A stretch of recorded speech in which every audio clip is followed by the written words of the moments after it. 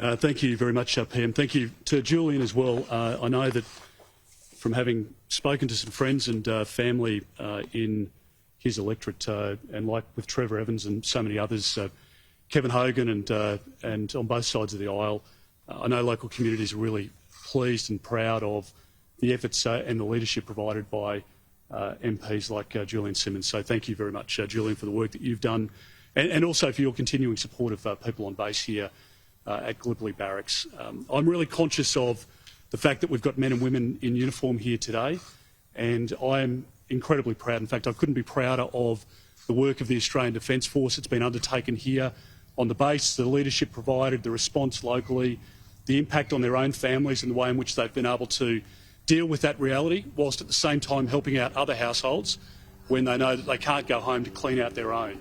And that is an enormous sacrifice, and it's made by volunteers, it's made by those within the reserves, and it's made, of course, by those in the regular three services of the Australian Defence Force.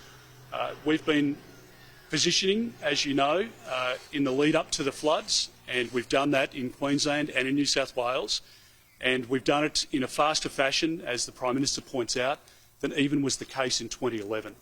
And the work, the effort, the expertise, the skill, and frankly, the confidence that the Australian Defence Force brings to local communities to help lift those spirits, because we will get through this. As the Prime Minister, I think, rightly pointed out yesterday, the devastation that we experienced in North Queensland, northwestern Queensland, cattle being washed down rivers, the horrific scenes, those communities have recovered because of the support of our nation, because of the support of the Australian Defence Force, and with the support of the Australian Defence Force and those volunteers and those communities and those groups that are working on the ground now, we will rebuild better and we will make sure that we invest into those communities, and that's what's happening. We can't do that without a very significant investment into the Australian Defence Force. When you look around the Gallipoli Barracks here, it's similar to other sites around the country, including across the north, where we're spending $8 billion.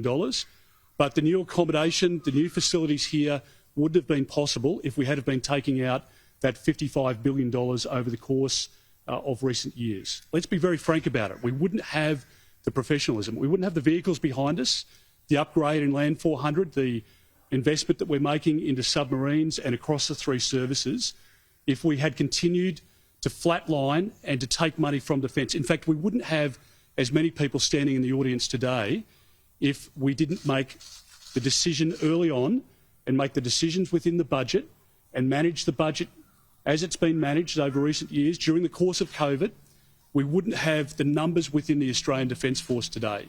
And we certainly wouldn't be in a position to make the announcement that we're making today to augment those numbers and to build them, because the capability that we will achieve over the course of the next decade is significant, it's internationally recognised, and it's absolutely necessary.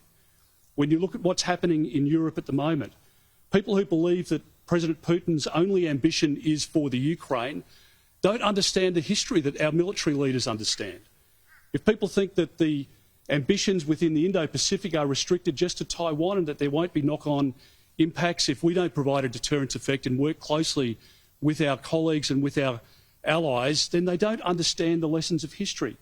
And so it is going to be necessary to supplement, particularly in space, in cyber, in our naval assets, our underwater capability, our autonomous vehicles both on the land and under the sea, because that provides a deterrence and it makes us a more credible partner with the United Kingdom and with the United States and with NATO, with Japan, with India and many other partners in the Southwest Pacific. And if we are to rely on them, they need to rely on us. And we have the best trained men and women in the world filling the ranks of the Australian Defence Force. And today the supplement of 18,500 extra will talk to the capacity that we need in the future, and it will build on the incredible skill set that we have at the moment. So I'm really proud to be part of a government, Prime Minister, I have to say, that has turned around the fortunes of the Australian Defence Force. The reality is, to be very, very frank about it, the Labor Party lost control of our borders.